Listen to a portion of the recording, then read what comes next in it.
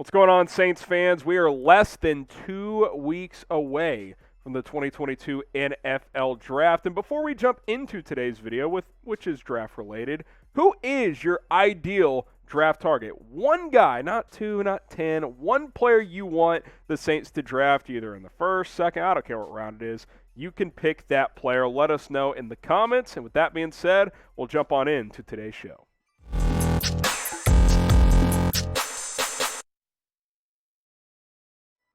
Welcome in to Saints Now by Chat Sports. I'm your host, Harrison Graham, for today's show. And speaking of today's show, NFL.com released an article of the top 2 ideal draft picks for every single NFL team. So we'll break down those 2 players. I'll give some thoughts, some analysis as well.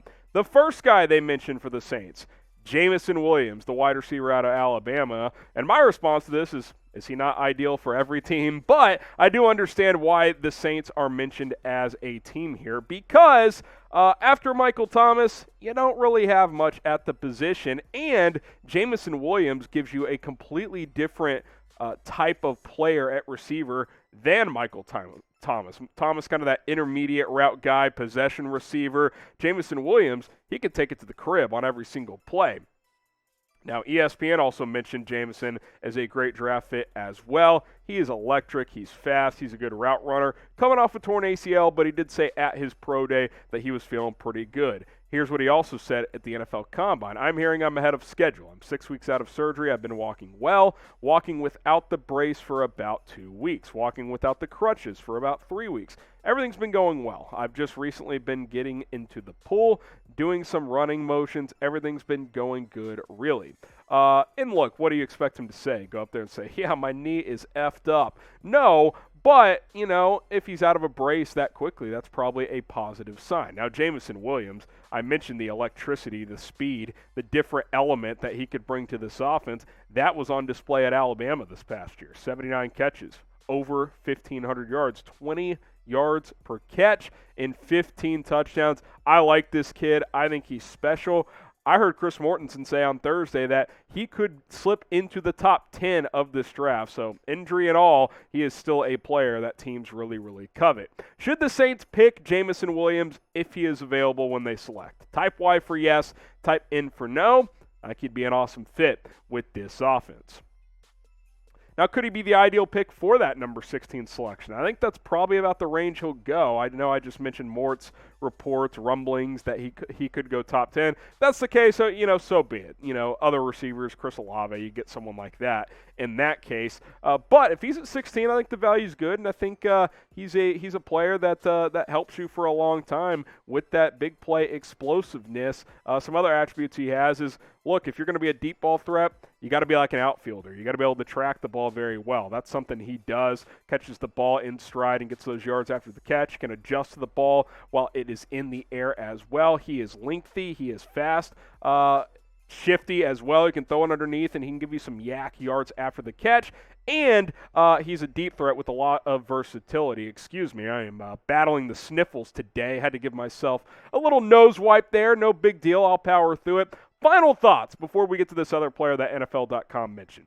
ACL injury, it's something to consider, but I don't think it should scare a team away. This kid has too much upside, and ACL injuries aren't what they were 20 years ago. If you got an ACL back in 1995, your career could be over. Now, guys come back stronger. It's like, oh, my knee's better because of how advanced the medical science is after these surgeries. So I think it's something that I wouldn't shy away from. Maybe he misses the first couple of games of the season, but shoot, man, you're thinking the next 5-10 years, not just weeks 1 and 2.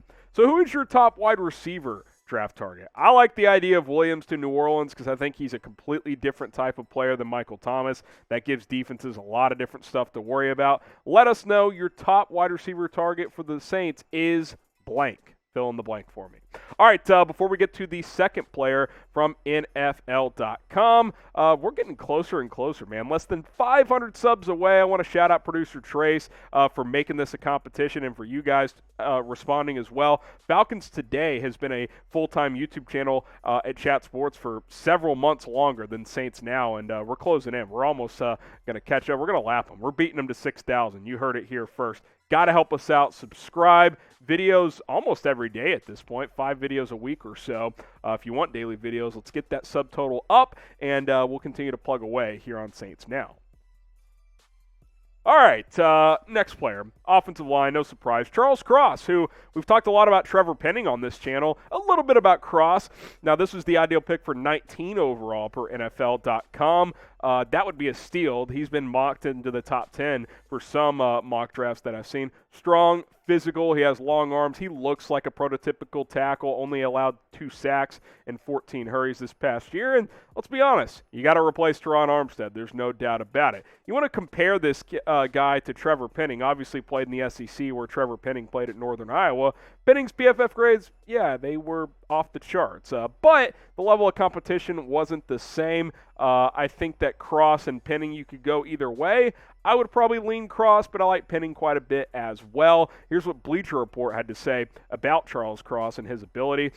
Cross has the rare combination of being an explosive and smooth mover with tremendous balance to consistently stay on his feet and in front of defenders. He uses expert-level hand placement to latch into the armpit area of defenders with the dexterity to reset if his latch is broken. This is a guy that I think could be a 10-year tackle. I think Penning can be that as well. And that's what you want, and that's what you need when you draft an offensive lineman in the first round. Can he be with you for 8 to 10 years? That's what you're hoping for. That's what you had in Teron Armstead. Obviously, he had a lot of injuries over the years, but he was a pretty stable player when he was out there for New Orleans for quite a long time, and that's what you're hoping if you draft a tackle in the first round this year. And I think Charles Cross has the ability to be that guy. He's light on his feet. The balance is excellent. Now, I think he needs to improve as a run blocker coming out of that air raid, but I think that can happen. So powerful, kind of like a boxer there. And he just understands how to use his length and his size as an overall player. And he's polished for a guy who's only started 22 games in college. And by the way, before we sign off, after talking about these 2 potential draft picks, you got to love Mickey Loomis, right? He called out the Falcons, the Dirty Birds. That's why he subscribed, making a competition. Here's Mickey Loomis, what he had to say. First of all, I do hate the Falcons. I just don't hate the people that work for the Atlanta Falcons. I have a lot of respect for the coaches that you have there, the owner, all the people in the building. I could separate the people from the rivalry. That's how it should be, right? If you're a Red Sox fan, you should hate the Yankees. If you're a Saints fan, you should hate the Falcons. There's nothing to like about it. The Dirty Birds. Come on, they have Marcus Mariota as their quarterback. Famous Jameis is going to put him to sleep. I'll tell you that right now. So there you go on that front. I thought you guys would enjoy that quote.